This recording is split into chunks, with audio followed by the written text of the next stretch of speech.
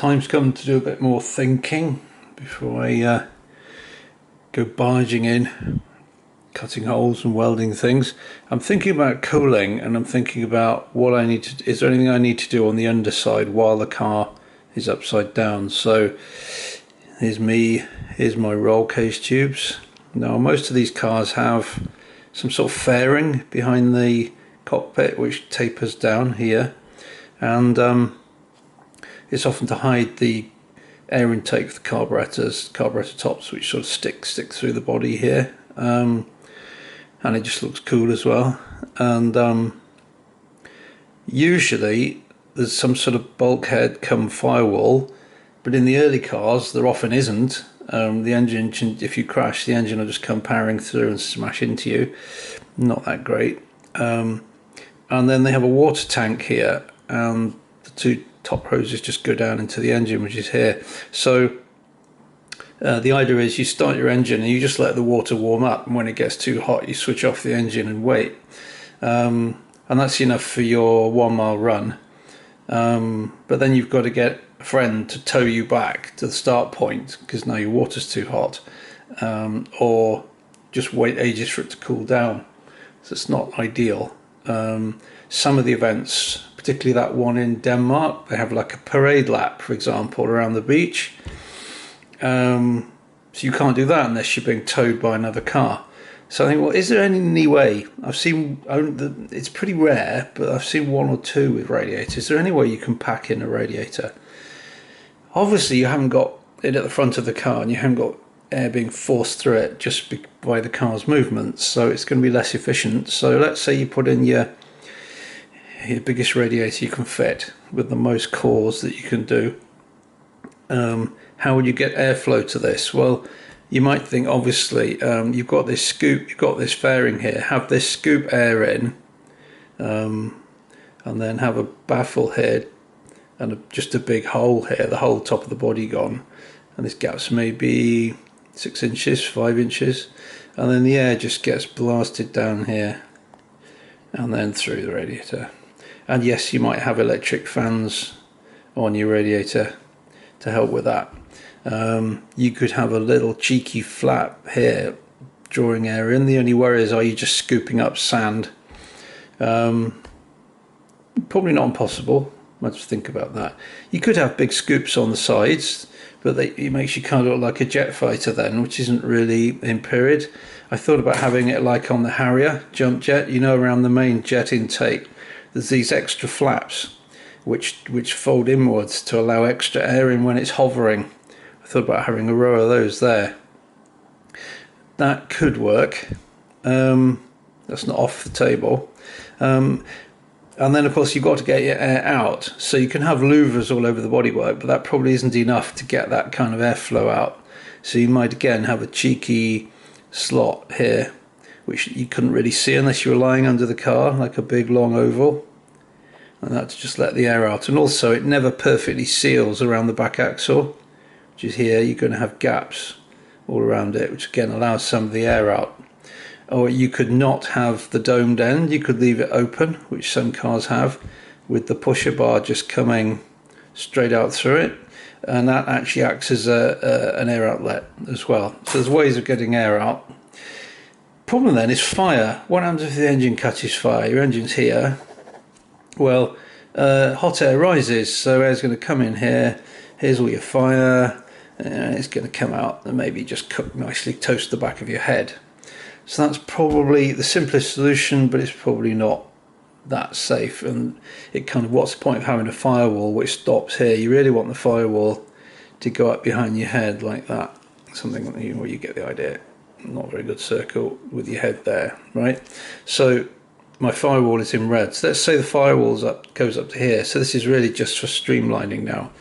How do we get air in? Well, I had an idea. Why not make this whole top chamber sealed? So it's what you call a plenum chamber, right? And then have louvres, but like fairly big louvres, like this. Not in the front half, the back half. And we run it, we don't end it here, we take it down to the tail. And they get smaller, and they'll be a complete pain to fabricate, but they could look quite good. like that, something like that. Okay, and on the other side, big louvres, so you're letting plenty of air in. Then this chamber, this is now a chamber of pressurized air, slightly pressurized air. Okay, so the air would then go in the back, it would actually run forward this way and down through the radiator, electric fans. Then you've got to think of how to get the air out. And then if that caught fire, you've got your firewall up here. Yeah, some fire might get up here. It could even come out through these holes, but they're well away from your head. And if you roll the car, you've got to think, well, what would happen then? Well, it would tend to come out the back wherever your air exit holes are, right? So that's a better plan. Then I started looking at, apart from electric fans, is there any other way we can sort of how do we get the air out? Ways of getting the air out. So I came upon a project I've been hitting the internet, rebuild this plane. This was designed before the Second World War. It's by Bugatti, and the aim was to get the air speed record. And it's pretty unusual in the way that the engine is cooled, because it's got two engines, one there, one there. Air goes in these slots here, runs forward through a radiator, which is about here, and then it actually comes out through vents in the wings here. And because the air coming out of there, these are not level with each other, so this gets cool air and this warmer air goes off underneath. So I thought, that's quite an interesting design. So there's a better view of the slots, you see, because they're going for maximum aerodynamic effectiveness. And you see these aren't just flat bits of metal, they're actually they're curved. So the direct air in and then it comes up through here. And there's a picture of, I think that's a mock-up of the plane. It's a fascinating plane actually, two engines. Prop shafts come up each side of the cockpit, one to each propeller. They go it's got two propellers that are stacked and they go opposite directions. Right. So if I just go quickly through these photos, you see, right, there's the rad. Now that rad is pretty close to what mine's going to end up looking like. So you can see it's sealed with rubber against the sides of the bodywork. So there's a lot of parallels. You've got a twin fan arrangement. And you see there'll be rubber here where it seals. It's got two engines. Okay, but you see here's the airflow. Because in these slots of the tail, pressurizes this area of the fuselage, runs through the radiator, and then out through these slots. And it's got electric fans on it. And of course, as the plane goes forward, air gets shoved into these vents. So they're the exhaust pipes from the engine. This is actually called an ejector exhaust, but it's not a very efficient one. I'll come to that later. Then I start looking at this car. This is a Tatra.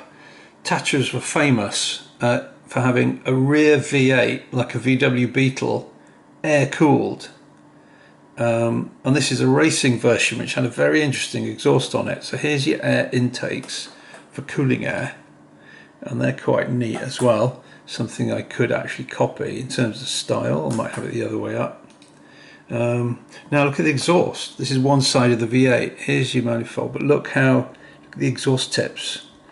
They're folded down into a sort of U shape, and there's 4 of them. And look at that, they form like a circle. And you think, why did they do that? Well, actually, on the road cars, there was a fan here that was driven by a belt from the prop shaft, one each side. But you look, on these cars, these are race cars, so it doesn't matter if they're loud. The exhaust tips are narrowed, so this air comes out at faster velocity, if you like, into a larger outer tube. There's a better view of it. Now, what was that doing? Well, it's called an ejector exhaust, I think it's called. It fires out into a larger diameter pipe. And remember, this outer pipe, this is where the cooling air would be drawn over go in the top of the engine, over the fins, and out here, and there'd be a big fan here and a big fan here. They got rid of the fans, reshaped the exhaust, and put it into this getting wider and wider, sort of cone-shaped exhaust. This is a racing car built by the same company, using the same engine. And you can see it's like a Venturi tube. It starts off narrow, and it gets wider, and as exhaust gas is blasted into it at the narrow point, it draws air through. So I'm thinking, could I use this to help get air out of the engine compartment?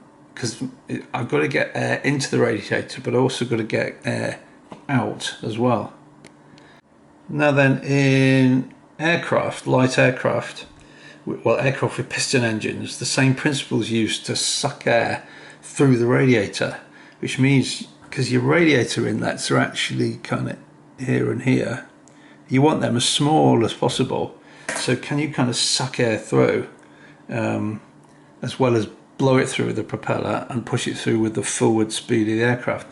So you see, the principle is pretty simple. You just have your exhaust end here and they go into a wider tube, and that draws air through. And in aircraft they're called Augmentor tubes. And here's one from a classic kind of aircraft. You can see the exhaust just open out into a much bigger tube, but these tubes form part of the cowling over the engine. It's a radial aircraft engine, so that helps suck air over the fins. That's a different one, but same idea.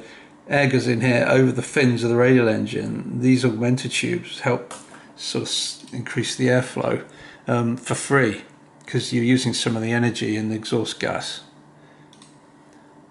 And in aircraft, the other thing, this air would warm up, and it was warm in the outer tube. They'd then use it to de-ice the wings. So you get all this for like very little effort. And there's another aircraft with something similar. So these are all called Augmentor tubes. There's another. See each side. Here's a document that was classified at one point. It's now freely available by NACA, who were predecessor to NASA.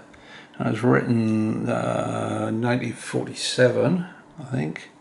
And it compares different types of exhausts on aircraft. There's lots of maths, but there's a good picture. So basically they fitted out an aircraft and compared different types of exhausts. So you can see here, instead of all these exhausts from all these cylinders going into a great big ring pipe round here in a normal exhaust, they all come out as little nozzles into the outer cowl, which sort of helps draw air through. And then they literally just compared them. See, that's the standard exhaust. That's how it would have normally been. They all go into like a big collector pipe and then out through an exhaust. So I don't know if that one engine on one side was like literally one way and the other side they used the other method, but they basically spent a lot of time. Here you go.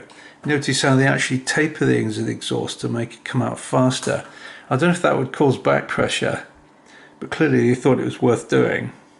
And then they eject into little tubes here, and they're all inside the cowl, and it sort of sucks the air out. And lots of graphs, but yeah. So they were seriously looking at this back then. So here's a translation of, I think, a Russian document by the Foreign Technology Division, Wright-Patterson Air Force Base, declassified, and they were looking at a Russian patent. They'd found this Russian patent, date 1961. Basically, there's only one diagram. It's a bit rubbish, but basically you've got a set of nozzles from your exhaust pipe, sort of drawing air through. I then found this. It's on YouTube. It's some guys in Russia who have kind of got this old missile carrier truck running, and it has an engine in the back, and it's got a radiator that's flat, just in front of the engine under this hatch.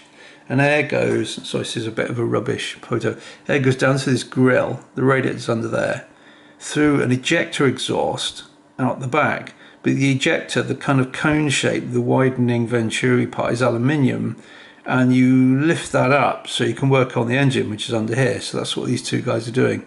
And you can see how it flares out that way. It's kind of flat otherwise. So if you look into the engine bay of this thing, so it's the back, looking at it from the back, here's your engine. That thing's been folded up. These are the tips of the exhaust from the engine. So they come around like that in a row like that, and they all eject into this box made of aluminium. The radiator is sort of over here, flat.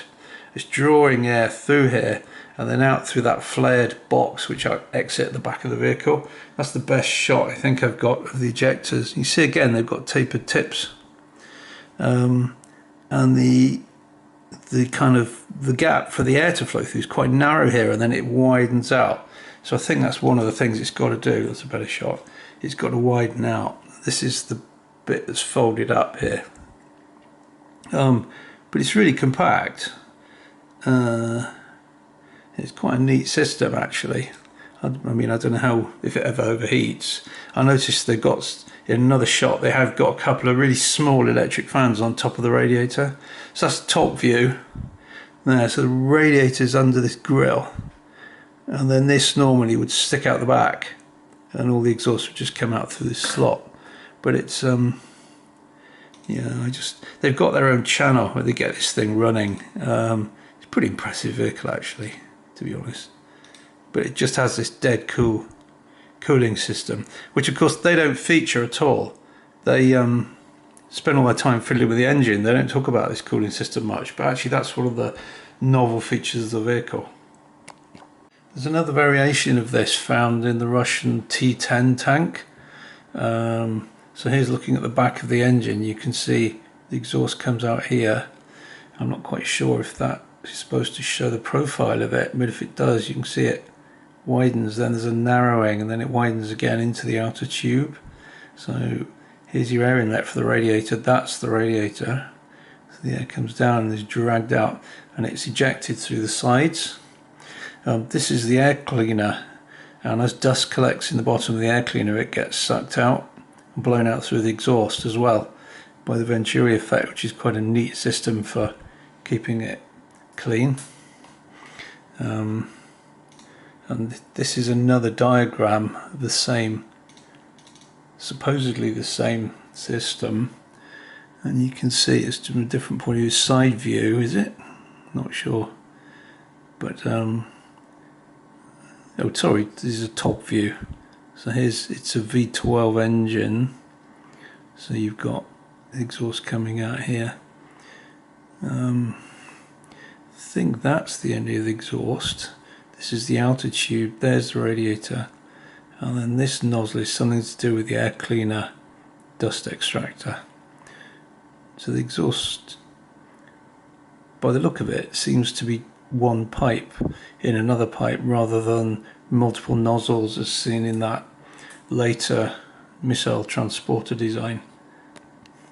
Oh, that's just a picture of the truck I was talking about. It's actually massive, and politics aside, if you like watching car kind of restoration programs where they get old cars running, they literally had this and a manual, like a giant Haynes manual, and they just worked through it trying to get the thing running again.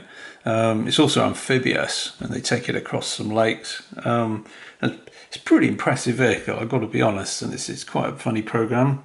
It comes up with subtitles, so English subtitles, so it's perfectly watchable. It's just called Custom Truck, the channel is.